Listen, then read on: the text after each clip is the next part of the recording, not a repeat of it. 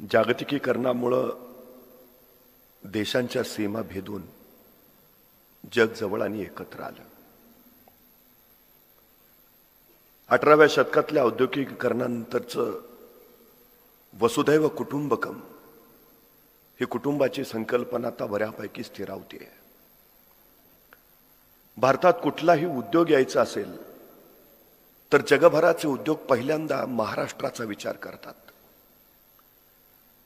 जगाला महाराष्ट्राचं महत्त्व कळालं, पण दुर्दैवानं मराठी माणसाला मात्र त्या बाबतीत अजून आकलन तसं झालं नाही. मराठी माणसाला स्वतःच्या सत्वाची आणि सामर्थ्याची जाणीव खरंच अजून झाली आहे का, हा सगळ्यात मोठा चिंतनाचा आणि संशोधनाचा विषय आहे. जेव्हा जेव्हा मराठी माणसाला प्रेरणा द्यायची वेळ येते तेव्हा तेव्हा सह्याद्रीच्या दऱ्याखोऱ्यामध्ये बोल घुमतात, मराठा तितुका मेळवावा आणि महाराष्ट्र धर्म वाढवावा. खरं तर ही मराठा आणि महाराष्ट्र धर्माची संकल्पना नेमकी काय आहे? छत्रपती शिवाजी महाराजांनी महाराष्ट्र धर्म जगभर पोहोचवला. छत्रपती शिवाजी महाराज नावाच्या भगव्या वादळानं ही संकल्पना खऱ्या अर्थानं प्रस्थापित केली. महाराष्ट्र आणि मराठा हे शब्द पराक्रम या शब्दाचे समानार्थी शब्द झाले. इतकं प्रचंड सामर्थ्य या महाराष्ट्राच्या मातेनं इथं निर्माण करून ठेवलं. पण वस्तुस्थिती काय आहे? मोगलांच्या काळामध्ये त्यांच्या दमनशाहीच्या राजवटीला विरोध करण्यासाठी स्वराज्याचा मंत्र दिला तो या महाराष्ट्रानेच, आणि ब्रिटिशांच्या आमदानीमध्ये पारतंत्र्याचं जोखड झुगारून देण्यासाठी स्वराज्य माझा जन्मसिद्ध हक्क आहे आणि तो मी मिळवणारच असा महामंत्र दिला तोही याच महाराष्ट्राने. महाराष्ट्रानेच गांधीजींना गुरु दिले, महाराष्ट्रानेच भगतसिंगांना राजगुरू दिले, महाराष्ट्रानेच स्त्री शिक्षणाची दिशा दाखवली, महाराष्ट्रानंच विज्ञानाची कास धरली, महाराष्ट्रानंच महासंगणक बनवला, महाराष्ट्रानंच राज्य घटना लिहिली आणि महाराष्ट्रानंच भारत वर्षाला शतकानुशतके मार्गदर्शन केलं. हे इतकं प्रचंड सामर्थ्य या महाराष्ट्राच्या मातीत आहे. पण रामायणातल्या हनुमानाला जशी स्वतःच्या शक्तीची आणि सामर्थ्याची वारंवार जाणीव करून द्यावी लागायची आणि त्याच्यानंतरच त्याच्यातलं बळ संचारायचं, तशी काहीशी अवस्था आज मराठी माणसाची झाली आहे का, हा प्रश्न सगळ्यात महत्वाचा आहे. खरं तर एक गोष्ट आपण लक्षात घेतली पाहिजे. 12व्या शतकामध्ये महानुभाव पंथांच्या चक्रधर स्वामींनी महाराष्ट्र धर्म सभोवती सगळीकडे पोहोचवला. खरं तर चक्रधर स्वामी गुजराती, पण मराठी भाषेला महानुभावांची धर्मभाषा करून खऱ्या अर्थानं महाराष्ट्र धर्म त्यांनी लोकांपर्यंत नेला. त्याच्यानंतर संत ज्ञानेश्वर आणि संत नामदेवांनी आध्यात्मिक लोकशाही निर्माण करून या महाराष्ट्र धर्माची भूमी तयार केली. तर संत तुकारामांचे अनुभव सिद्ध बोल आणि संत रामदासांचं व्यावहारिक चातुर्य यांनी या महाराष्ट्र धर्माला वैचारिक बैठक निर्माण करून दिली. शहाजीराजांच्या शौर्याचा आणि तेजाचा वारसा घेऊन ही महाराष्ट्र धर्माची पताका फडकावत छत्रपती शिवाजी महाराजांनी याच मावळ खोऱ्यामध्ये स्वराज्याला सुरुवात केली आणि महाराजांच्या त्या मोहिमांचं यश राष्ट्रीय आंतरराष्ट्रीय पातळीवर चमकू लागलं. तेव्हा छत्रपती शिवाजी महाराजांच्या पराक्रमाचं गुणगान करणारे संत रामदास महाराजांबद्दल सांगू लागले, महाराष्ट्र धर्म राहिला तुम्हा कारणे, आणि ते पुढच्या महाराष्ट्राच्या दिशेला एक उत्तम प्रगतीचं दिशास्थान प्राप्त व्हावं यासाठी मार्गदर्शन करताना सांगू लागले. खरं तर जितुके आहे तितुके जतन करावे, पुढे अनेक वाढवावे, महाराष्ट्र राज्य करावे जिकडे तिकडे. पण हे सांगताना त्यांनी ज्या काही गोष्टी सांगितल्या, इथं न्यायाचं राज्य असावं, सशस्त्र सैन्य दल असावं, पातक आणि घातक या दोहोंना शिक्षा करावी, अशा मनोभूमिका मांडून खऱ्या अर्थानं समर्थांनी या महाराष्ट्र धर्माची पताका पुढच्या पिढ्यांपर्यंत पोहोचवली. पण एक गोष्ट आपण लक्षात घेतली आहे का, हा सगळा इतिहास ज्यावेळी आपण पाहतो त्यावेळी वर्तमानामध्ये आज आपण नेमके कुठं आहोत याचं चिंतन आणि मंथन होणं सुद्धा अत्यंत गरजेचं आहे. हाताशी काही नसताना छत्रपती शिवाजी महाराज राज्य उभा करतात खर तर सुरतेचा गव्हर्नर 1672 साली इंग्लंडला पत्र लिहितो आणि त्या पत्रामध्ये छत्रपती शिवाजी महाराजांबद्दल बोलताना तो सांगतो की मोगलांच्या विरोधात लढताना छत्रपती शिवाजी महाराज आता या देशाचे सर्वा झालेले आहेत. खर तर संपूर्ण देश म्हणजेच महाराष्ट्र अशी भूमिका त्यावेळी निर्माण करण्यामध्ये छत्रपती शिवाजी महाराजांच्या स्वराज्याचा प्रचंड मोठा वाटा होता. ही सगळ्यात मोठी वस्तुस्थिती आहे. खर तर लॉर्ड कर्झननं बंगालची फाळणी केली आणि बंगालमध्ये संतापाची लाट उसळली आणि त्यावेळी वंगभंग चळवळ तिथं अस्तित्वात आली. या वंगभंग चळवळीला प्रेरणा मिळावी म्हणून रवींद्रनाथ टागोरांनी त्यांच्या पुढे आदर्श ठेवले ते छत्रपती शिवाजी महाराज. आणि रवींद्रनाथ टागोरांनी छत्रपती शिवाजी महाराजांवर एक गीत लिहिलं, जयस्तु शिवराय. आणि बंगालमध्ये छत्रपती शिवाजी महाराजांच्या त्या प्रेरक गीतानं त्या वंगवासियांच्या मनामध्ये चैतन्य निर्माण केलं आणि वंगभंग चळवळ यशस्वी झाली. हे रवींद्रनाथ टागोर असं लिहितात की खरं तर हा देश मुळातच नाना जातींचा, अनेक पंथांचा, विविध धर्मांचा, या सगळ्या लोकांना एकत्र आणणं कठीण. ते एकत्र आले तर त्यांच्यात एकत्व निर्माण करणं कठीण आणि एकत्व जरी निर्माण झालं तर त्यांच्यात राष्ट्रीयत्व निर्माण करणं हे तर अत्यंत महाकठीण. पण हे अत्यंत महाकठीण कार्य छत्रपती शिवाजी महाराजांनी स्वराज्याच्या रूपानं इथं तयार करून दाखवलं. मराठा ही जातीवाचक संज्ञा नाही. मराठा म्हणजे मराठी देशी जो राहतो तो सारा मराठा ही भूमिका मराठा तितुका मिळवावा या शब्दामध्ये आहे. खरं तर छत्रपती शिवाजी महाराजांचं स्वराज्य हे जात, पंथ आणि धर्म, भाषा यांच्या पलीकडचं आहे. हे पहिल्यांदा आपण लक्षात घेतलं पाहिजे.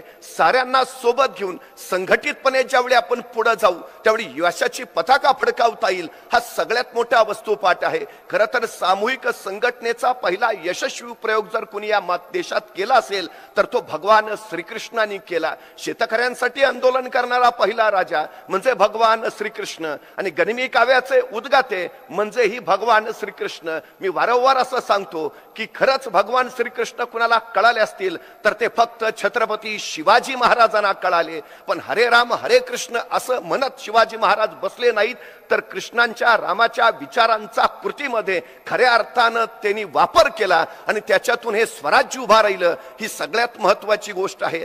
तामिळनाडूमध्ये जातीविरोधी चळवळ चालू झाली आणि तामिळनाडूच्या जातीविरोधी चळवळीला कुणीतरी प्रेरणास्थान असावं म्हणून तिथं त्या प्रेरणास्थानावर एक नाटक लिहिण्यात आलं. खरं तर तामिळनाडूमध्ये जातीविरोधी चळवळीचं प्रेरणास्थान कुणाला ठरवलं तर छत्रपती शिवाजी महाराजांना. आणि तामिळनाडूमध्ये त्या चळवळीला बळ मिळावं यासाठी छत्रपती शिवाजी महाराजांवर एक नाटक लिहिलं गेलं.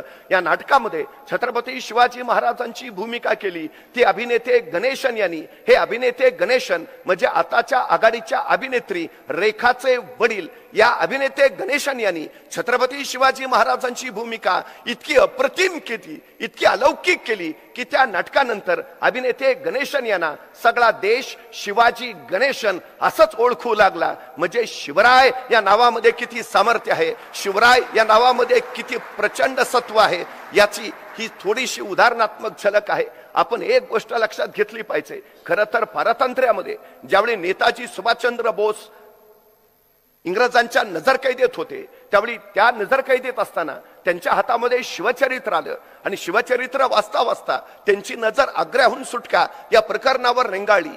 छत्रपती शिवाजी महाराज जसे आग्र्यातून औरंगजेबाच्या हातावर तुरी देऊन वेषांतर करून निसटले तीच गोष्ट नेताजी सुभाषचंद्र बोसांनी मनी रेखाटली आणि इंग्रजांच्या नजरकैदेतून महाराजांसारखेच नेताजी वेषांतर करून देशांतर करते झाले. आझाद हिंद फौजेची त्यांनी उभारणी केली आणि उभारणी केलेल्या आझाद हिंद फौजेच्या आझाद सैनिकांना त्यांनी स्वातंत्र्याचा एकच महामंत्र दिला. नेताजी सांगतात या देशाला स्वातंत्र्य मिळवून देणारा एकच महामंत्र आहे तो म्हणजे छत्रपती शिवाजी महाराज. हे नेताजी ज्यावेळी जर्मनीला हिटलरची मदत मागायला गेले त्यावेळी हिटलर एक पुस्तक वाचत बसला होता. नेताजी आल्याचं बघितलं आणि हिटलरनी हातातलं पुस्तक बाजूला ठेवलं. नेताजींचं स्वागत केलं आणि हिटलरनी विचारलं, बोला नेताजी काय काम काढलं? आणि नेताजी सुभाषचंद्र बोस म्हणाले, माझा देश पारतंत्र्यात आहे, मला माझ्या देशाला स्वातंत्र्य मिळवण्यासाठी तुमचं सहकार्य हवं आहे म्हणून मी तुमच्याकडे आलो आहे. हे ऐकलं आणि हिटलरनं मगाशी बाजूला ठेवलेलं पुस्तक परत हातात घेतलं आणि तो नेताजींना म्हणाला, नेताजी मी काय वाचतो आहे आपल्यास ठाऊक आहे का? नेताजी म्हणाले, काय? आणि हिटलर म्हणाला, मी गुरिला युद्धतंत्राचं पुस्तक वाचतो आहे. नेताजी, हे गुरिला युद्धतंत्र म्हणजे तुमच्या शिवाजी महाराजांचा गनिमी कावा. नेताजी, तुमच्या शिवाजी महाराजांच्या युद्धतंत्राच्या बळावर मी माझ्यामध्ये आत्मविश्वास निर्माण करू शकलो की मी जग जिंकू शकतो. नेताजी, तुमच्या शिवाजी महाराजांच्या चरित्राच्या बळावर मी माझ्यामध्ये महत्वाकांक्षा रुजवू शकलो की मी जगजेता होऊ शकतो. नेताजी, ते शिवराय तुमच्या देशाचे असून तुम्ही माझ्याकडे मदत मागायला येताय हेच मला कळत नाही. नेताजी, हे हिटलरचे बोल नेताजींनी लिहून ठेवले आहेत. नेताजी सांगतात, स्वातंत्र्य मिळवण्याचा आणि मिळालेलं स्वातंत्र्य टिकवण्याचा एकच मंत्र, ते म्हणजे छत्रपती शिवाजी महाराज. खरं तर इंग्रजांनी तुमच्या माझ्यावर 150 वर्ष राज्य केलं. 150 वर्ष राज्य केल्यानंतर एल्फिस्टन नावाचा इंग्रज गव्हर्नर असा लिहितो की 6,500 मैलावरनं इंग्लंड नावाच्या देशातनं आम्ही मुठभर इंग्रज या हिंदुस्थानामध्ये आलो आणि मुठभर इंग्रजांनी या देशावर 150 वर्ष राज्य केलं. मलाच आश्चर्य वाटतं की मुठभर इंग्रजांना हे साधलं तरी कसं. एल्फिस्टन पुढे सांगतो, इथल्या लोकांमध्ये शक्ती नाही असं नाही, इथल्या लोकांमध्ये शौर्य नाही असं नाही, इथल्या लोकांकडे बुद्धी नाही असं नाही, इथल्या लोकांकडे क्षमता नाही असं नाही, इथल्या लोकांकडे हे सगळं आहे, पण या सगळ्याचा वापर देशासाठी करायचा असतो हेच या लोकांना माहिती नाही. हे माहिती असणारा एकच महापुरुष या मातीत होऊन गेला. त्या महापुरुषाचं नाव होतं छत्रपती शिवाजी महाराज. दुर्दैवानं इथली माणसं त्याच छत्रपती शिवाजी महाराजांना विसरली, म्हणून आम्हाला इथं 150 वर्ष राज्य करता आलं. खरं तर महाराष्ट्र धर्म या शब्दाला समानार्थी शब्द आहे छत्रपती शिवाजी महाराज. छत्रपती शिवाजी महाराजांनी आपल्या कारकिर्दीमध्ये जी जी काही तत्व आखून दिली, जी जी काही मूल्य मांडून दिली, त्या तत्वा मूल्यांचा जो धर्म झाला त्याला मी महाराष्ट्र धर्म असं म्हणतो. छत्रपती शिवाजी महाराजांच्या 50 वर्षाच्या कारकिर्दीतला हा महाराष्ट्र धर्म हिंदुत्वाचा आणि भारतीयत्वाचा जन्म होण्यापूर्वीच सगळ्या जगभर पसरला होता, हे आपण लक्षात घेतलं पाहिजे. या महाराष्ट्र धर्माची संकल्पना जी संतांनी मांडली, जी अनेक सरदार शौर्यवीरांनी मांडली आणि आतापर्यंत तुमच्या माझ्यापर्यंत येत असलेली महाराष्ट्र धर्माची संकल्पना जर नीट समजून घेतली तर मराठा तितोका का मिळवावा याचं उत्तर आपल्याला सहजपणे लक्षात येईल. ही सगळ्यात मोठी वस्तुस्थिती आहे. खरं तर एक गोष्ट आपण लक्षात घेतली पाहिजे. मुंबईमध्ये छत्रपती शिवाजी महाराजांच्या पुतळ्याचं अनावरण करताना मुख्यमंत्री यशवंतराव चव्हाण त्यावेळेस म्हणाले होते, जर शिवाजी महाराजांचा जन्म झाला नसता तर पाकिस्तानच्या सीमा तुमच्या माझ्या घरापर्यंत येऊन ठेपल्या असत्या. ही वस्तुस्थिती आपण लक्षात घेतली पाहिजे. आणि मग छत्रपती शिवाजी महाराजांचं ते 50 वर्षाचं स्वराज्य खऱ्या अर्थानं पुढच्या कित्येक पिढ्यांसाठी किती वरदान ठरलं हेही आपल्या लक्षात येईल. महाराष्ट्र या शब्दातच राष्ट्र आहे, त्यामुळे खरं तर महाराष्ट्र म्हणजेच राष्ट्र धर्म ही संकल्पना आपण लक्षात घेतली पाहिजे. 1923 साली आचार्य विनोबा भावे यांनी महाराष्ट्र धर्म नावाचं एक मासिक सुरू केलं होतं आणि या पहिल्या अग्रलेखामध्ये मी माझ्या मासिकाचं नाव महाराष्ट्र धर्म असं का ठेवलं याचं उत्तर सुद्धा त्यांनी दिलं होतं. ते असं म्हणतात की महाराष्ट्र धर्म हा प्रांतापुरता संकुचित नाही, महाराष्ट्र धर्म हा कुठल्या भूमीपुरता मर्यादित नाही. महाराष्ट्र धर्म खरं तर त्रिविक्रमासारखं आहे, ज्याचं पहिलं पाऊल महाराष्ट्राचं, दुसरं पाऊल राष्ट्राचं आणि तिसरं पाऊल आंतरराष्ट्रीय आहे. हे आपण लक्षात घेतलं पाहिजे. खरं तर महाराष्ट्र धर्माचा दुसरा अर्थ विश्व भारती, विश्व धर्म असा आहे. हेही आपण ध्यानात घेतलं की मग आपल्या लक्षात येईल. खरं तर काही गोष्टी आपण लक्षात घेतल्यावर बऱ्याच संकल्पना आपल्या स्पष्ट होतात. पंढरीच्या वारीला काही वारकरी निघाले होते आणि वारकरी जाता जाता शेतात काम करणाऱ्या एका 70च्या आजीबाईनं ती दिंडी बघितली तशी ती धावत धावत शेताबाहेर आली. त्यातल्या एकाला तिनं थांबवलं आणि स्वतःच्या कमरेची 100 रुपयाची कोरी नोट काढली आणि त्यांनी त्या माणसाच्या हातात दिली आणि सांगितलं, पंढरीला जातो आहेसच तर विठुरायाच्या पायाशी माझी एवढी दक्षिणा ठेव. खरं तर ती नोट तिनं घेतली आणि तो पुढे निघाला. तोच त्या म्हातारीची मुलगी धावत धावत आली. अगं, कुणाला दिलंस 100 रुपये? कोण आहे तो? ओळखीचा तरी आहे का? कुणालाही कसं दिलंस? तो ठेवेलच विठ्ठलाच्या पायाशी याची खात्री काय? नाही ठेवले तर तू करणार तरी काय? तुला कळत नाही का? असं कसं वागतेस तू? तशी ती 70 वर्षाची आजी म्हणाली, हे बघ, तो कोण आहे मला माहिती नाही, तो कुठला आहे मला माहिती नाही, त्याची ओळख मला अजिबात नाही, तरी पण मी त्याच्याकडे विश्वासानं ते 100 रुपये दिले. मला खात्री आहे माझे 100 रुपये तो त्या विठुरायापर्यंत पोचवेल.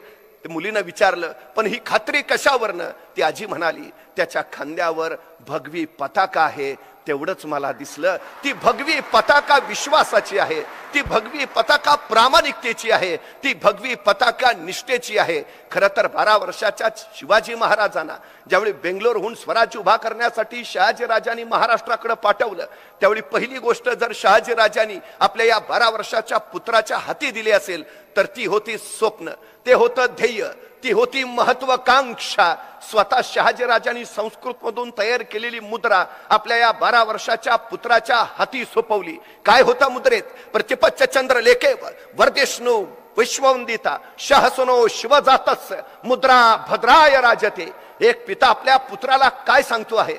प्रतिपदेच्या चंद्राच्या कलेप्रमाणे तुमचं राज्य वाढत वाढत जाईल आणि एक दिवस ते विश्वाला वंदनीय होईल. अत्यंत व्यापक असणारी भूमिका शहाजीराजे आपल्या पुत्राच्या प्रती व्यक्त करतात आणि त्यांच्या हाती ती महत्वाकांक्षा सोपवतात. विश्वास किती आहे, खात्री किती आहे? 12 वर्षाचे शुभाराजे अजून बेंगलोरातच आहेत आणि पिता सांगतो आहे, आम्हास खात्री आहे तुम्ही राज्य उभा करालच, तुमचं राज्य विश्वाला वंदनीय होईलच. हा विश्वास खरं तर महाराष्ट्र धर्माचं सूत्र सांगतो. मुळात आमच्यात असणाऱ्या सामर्थ्यांची आपल्याला जाणीव नाही, पण शिवरायांच्यात असणाऱ्या सामर्थ्याची जाणीव शहाजीराजे नावाच्या पित्याला झाली आणि त्याच्यातून उद्याचं भविष्य घडालं. ही सगळ्यात मोठी वस्तुस्थिती आहे. आपण काही गोष्टी लक्षात घेतल्या पाहिजेत. खरं तर शहाजीराजांनी दुसरी गोष्ट सांगितली, एक छोटं मंत्रिमंडळ शिवराजांसोबत दिलं. उद्या तुम्हाला तुमचं स्वतःचं मंत्रिमंडळ उभा करायचं आहे, तूर्त हे असू द्या. आणखी एक गोष्ट शहाजीराजांनी त्यावेळी दिली, त्यांनी भगवा ध्वज दिला. विश्वास किती, खात्री किती! एक पिता आपल्या पुत्राला सांगतोय, आम्हास खात्री आहे तुम्ही राज्य उभा करणारच आहात, उभा राहिलेल्या तुमच्या राज्याला ध्वज हवाच, तो दौलत ध्वज म्हणून हा भगवा घेऊन चला. पण ध्यानी घ्या शिवराजे, हा भगवा साधा नाही बरं. हा भगवा पेलणं कुणालाही शक्य होत नाही. त्यासाठी मनगटात रग आणि छातीत धग असावी लागते. कारण हा भगवा प्रभू श्री रामचंद्रांचा आहे. हा भगवा भगवान श्रीकृष्णांचा आहे. हा भगवा रामकृष्ण हरी म्हणत वारीला जाणाऱ्या वारकऱ्यांचा आहे. हा भगवा हर हर महादेव म्हणत रणांगणावर उतरणाऱ्या धारकऱ्यांचा आहे. हा भगवा शौर्याचा आहे. हा भगवा पराक्रमाचा आहे. हा भगवा त्यागाचा आहे. हा भगवा समर्पणाचा आहे. मला असं वाटतं महाराष्ट्र धर्माची सारी तत्व त्या भगव्यामध्ये समाविष्ट आहेत. तो भगवा फडकावत ठेवणं याचा अर्थ महाराष्ट्र धर्म चिरंजीव राखणं ही सगळ्यात मोठी गोष्ट. आपल्या 50 वर्षाच्या आयुष्यामध्ये छत्रपती शिवाजी महाराजांनी काय केलं तर त्या भगव्याचं अस्तित्व त्यांनी चिरंतन राखलं. त्यांनी महाराष्ट्र धर्म चिरंतन राखला. ही सगळ्यात मोठी आणि मोठी वस्तुस्थिती आहे. खरं तर आम्ही उद्याच्या पिढीसाठी नेमकं काय देतो आहोत हा विचार पहिल्यांदा केला पाहिजे. शिवराजे बेंगलोरातून महाराष्ट्रात आले. महाराष्ट्रात त्यांनी राज्य उभा केलं. अवघ्या महाराष्ट्रभर स्वराज्य उभा राहिलं आणि त्याचा लौकिक देशभर नव्हे तर जगभर झाला. दुर्दैवानं एक गोष्ट आम्ही लक्षात घेतली पाहिजे, ज्यावेळी समर्थ महाराष्ट्र राज्य करावे जिकडे तिकडे असं सांगतात, महाराष्ट्र धर्म वाढवावा असं म्हणतात, त्यावेळी त्याचा अर्थ हा महाराष्ट्र धर्म महाराष्ट्रापुरता ठेवावा असं सांगतात का? महाराष्ट्र राज्य फक्त महाराष्ट्रापुरतच असावं असा ते म्हणतात का? तर याचा अर्थ असा आहे, महाराष्ट्राच्या सीमा ओलांडून जगभर हा महाराष्ट्र धर्म गेला पाहिजे आणि जिकडे तिकडे महाराष्ट्र राज्य झालं पाहिजे. ही त्याच्यातली सगळ्यात मोठी व्यापक भूमिका आहे. खरं तर महाराष्ट्रावर निसर्गानं खुल्या हातानं सगळं दान दिलंय. आम्हाला निसर्गाचं वरदान प्रचंड लाभलेलं आहे. त्यामुळे गुजराती मारवाडी लोक ज्या पद्धतीनं स्थलांतर करतात आणि जागोजागी होऊन स्थायिक होतात, तशी परंपरा दुर्दैवानं महाराष्ट्राकडे नाही. त्यामुळे महाराष्ट्रातल्या मराठी माणसाला आपली भूमी सोडायची वेळ फारशी कधी आली नाही. ही सगळ्यात मोठी वस्तुस्थिती आहे. पण जी माणसं भूमी सोडतात, जी माणसं परक्या देशात जातात, ती माणसं तिथल्या वातावरणाला जुळवून घेतात, ती माणसं तडजोड करायला तयार होतात आणि ती माणसं हर तऱ्हेनं प्रयत्न करतात की आपण यशस्वी झालंच पाहिजे आणि खऱ्या अर्थानं ती जगभर आपला विचार पोचवतात. दुर्दैवानं मराठी माणूस अजून महाराष्ट्राच्या सीमा सोडून तसा बाहेर पडायला तयार नाही. नाही, ही एक सगळ्यात मोठी अडचण आपण लक्षात घेतली पाहिजे. त्यामुळे महाराष्ट्र राज्य करावे जिकडे तिकडे हे जर साधायचं असेल तर आता सीमा तोडून बाहेर पडायला हवं. ही सगळ्यात महत्वाची गोष्ट आपण लक्षात घेतली पाहिजे. विकास तिथं आहे, प्रगती तिथं आहे. जागतिकीकरणाच्या कक्षेमध्ये महाराष्ट्र धर्माचा हा नवा विचार आता खऱ्या अर्थानं आपण अंमलात आणला पाहिजे. ही सगळ्यात मोठी वस्तुस्थिती. शिवाजी महाराजांनी खरं तर महाराष्ट्र धर्माची संकल्पना मांडताना किंवा स्वराज्य ही संकल्पना घेताना त्यांचं कार्यक्षेत्र किती ठरवलं होतं, आपण एक गोष्ट लक्षात घेतली पाहिजे. ॲबे करे नावाचा एक फ्रेंच प्रवासी चौलला उतरला. त्याला राजापूरला जायचं होतं, पण राजापूरला जाण्यासाठी महाराजांच्या कार्यालयातून त्याला परवाना घेणं अत्यावश्यक होतं. तो परवाना घेण्यासाठी महाराजांच्या कार्यालयामध्ये आला आणि महाराजांच्या कार्यालयात आल्यानंतर